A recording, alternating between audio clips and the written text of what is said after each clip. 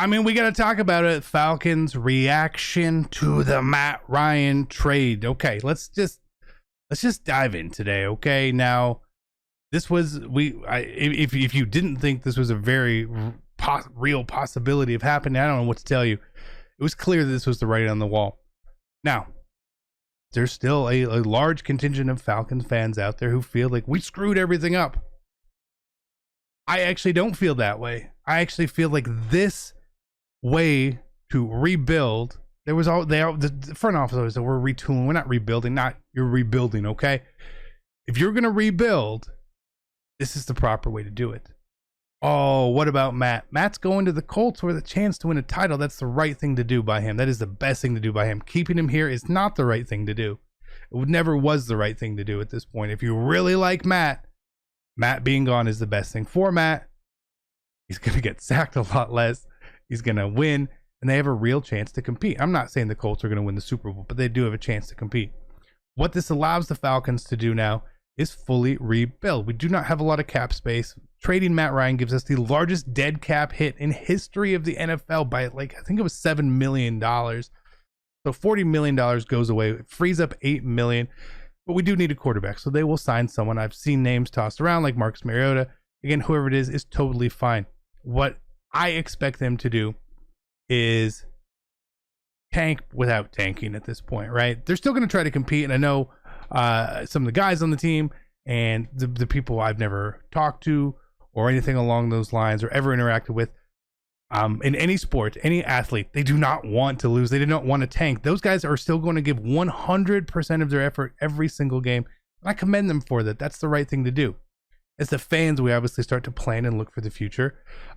So I forgive me when I mention tanking, because in the NFL, it's really, did you win the Super Bowl or not? And if the answer is no, then, well, you have some work to do. I do not feel like we are a Super Bowl contender. That is a shocking statement, but we're probably not, right?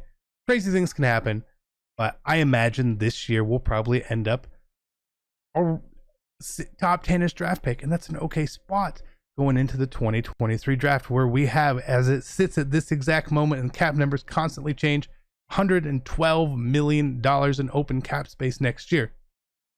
By trading and getting rid of Matt Ryan now, we take that entire cap hit today, and it's gone next year. So that $40 million cap hit could be split between 2 years, but I'd rather just use it all now, right? We still have this year Julio paying him $15 million in dead cap. He wouldn't play a game for us in 2 years, and we're still having to pay off his cap hit. A lot of cap space, good draft picks, all that aligns. Now, obviously, you have to make the right picks. You have to coach up the team and do all that sort of stuff. And I will tell you what, I did not expect the Falcons to do as well as they did in 2021. I did not. This did not, especially when we lost Calvin Ridley, this did not look like a team that was going to win 7 games. They improved while having less. No Calvin Ridley, no Julio Jones. We did better.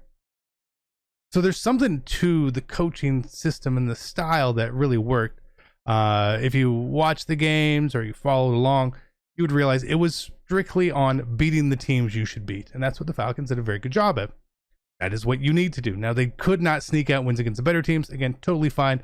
I would rather have the higher pick here. I do not know what we should do in the draft this year. There are a ton of great names out there.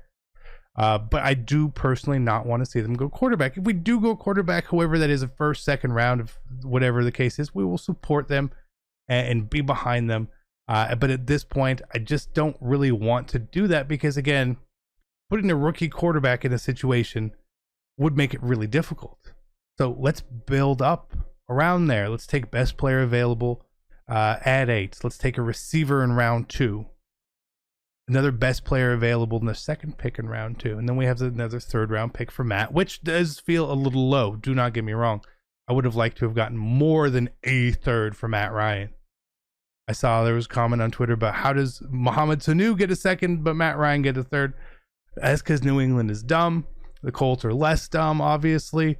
And we were up against the wall here. We either had to trade him by 4 o'clock or pay him. your hand is kind of shown there. You have less leverage after the Deshaun situation, which is still kind of a cluster. But again, my ideal situation before the Deshaun Watson stuff was what's happening now. In my mind, 2022, this upcoming season, is going to be a wash regardless. No matter how well we do, it's kind of a wash, right? I was okay with that. And I will accept that as a fan. I do not expect them to win. I do not expect to love watching all the games all the time or the results of the games, but that is fine. We will still get to watch some of our favorite players out there.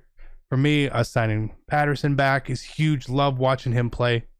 Getting to see Pitts grow, getting to see Terrell grow, all this sort of stuff. I am excited to see where we go. I am excited to see where we go. That's not my hands where we go. And I will reserve judgment on changing that based on how we draft and all that. But think of it this way. Our time was limited with Matt regardless. We were probably not really close to competing. If we still had all of our best pieces together, that's fine. But the prior regime that was in charge ruined the cap for us. It forced our hand to not be able to keep people that we wanted to not be able to sign people we wanted to. And more importantly, besides that, the way that the NFL has switched and changed recently is trading low draft picks or high draft picks, everyone talk about it, mid-rounders for viable starters. And you know who can't do that? Us. Do you know why? Because we don't have any cap space. We couldn't have traded for Amari Cooper. We don't have the cap space to get him here. You have to rework him after, but we couldn't have taken his contract on. Khalil Mack would have been great to have. We can afford him. Okay. So that's the way that having this space is necessary. Now, saying all of this, just because we're might not be a very good team next year, does not mean that we are going to be the worst team next year. You never know how it's going to end up, right? We do feel that the quarterback class next year is a lot better. Whether you want a Bryce Young, CJ Stroud, whoever else it may be, right? Whoever else it could be, sure. Where we end up doesn't mean that we're going to get to draft one of those people regardless. We could finish 6-11, let's say, and have the 8th pick or 7th pick. And there's 4 good quarterbacks. Guess what? You're not getting them unless you trade. And at that point, I'm okay with trading up a little bit there and mortgaging some of our future draft picks. Yes, it's an unproven player, but you're also getting them for 5 years of control at a value. How do a lot of these teams succeed? Value at quarterback.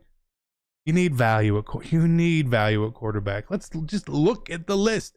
Someone's going to say Brady. Tom Brady takes team-friendly deals all the time. Stafford. The Rams didn't have to pay him nearly as much last year because they traded for him, so they didn't have to pay him signing bonuses and all this sort of stuff. So the cap hit was less, and Stafford's contract was honestly old in comparison to the rest of the NFL, so he wasn't getting crazy paid. The Chiefs, Mahomes, even though his contract is now gearing up, he had signed the big contract. The big contract wasn't in effect. Joe Burrow, Josh Allen, these guys, their contracts were not too bad. If you can hit on a young quarterback, and within those first 5 years, they can prove to you something, and you can restructure that contract, you're still going to have them at a decent price for a while. Again, it will ramp up, and a lot of these contracts are weirdly loaded and all that if you follow the salary cap. But this is the best way to do it. If you were going to rebuild and you can get a quarterback for cheap money, may cost you some extra picks next year, potentially. I don't know how we're going to do. I don't know if we're going to win 0 games or 7 games. I don't know. Couldn't tell you. NFL is weird. And is Deshaun Watson a more proven player than who we could be getting in the draft? Absolutely. But he comes at the price of the draft picks and the salary cap cost, which we can't afford, couldn't have afforded, and that's why we didn't do the deal. And at this point in time, I'm happy we didn't do the deal. Now, I will miss Matt Ryan. I do think he's the greatest Falcon of all time. People will take that the wrong way. They'll say Deion Sanders is the greatest Falcon of all time. There's a difference between the best player to ever wear the jersey, right, at any point in time, and the best player for the franchise. Matt Ryan was the best player for the franchise. Deion Sanders is the best person in a Falcons uniform, but Deion was here for 5 years when he was really young. Okay. Matt Ryan comes across amazingly, great statistical quarterback. We have some stats here for you. At the time of this trade, these are all-time NFL ranks. Matt Ryan is 11th in wins, 8th in passing yards, 9th in passing touchdowns, 7th in completions, and 9th in attempts. Almost assuredly top 10 in all of those categories. Yeah, he was really good here. It didn't always have the best supporting cast, but I will miss him. I have some stories about him, which maybe we'll share another time. But just thank you to Matt. I'm hopeful that this all goes well. Again, I've seen comments about, is this the worst time in Falcons history? No, we literally lost a quarterback who had to go to jail, and we had a coach who left us midseason. That was the worst. But what happened after that? We bounced back into our best time ever. I think we can do it again. I appreciate you guys' time. Thank you so much. Leave me some comments down below. I will check them out, and I am out. Peace.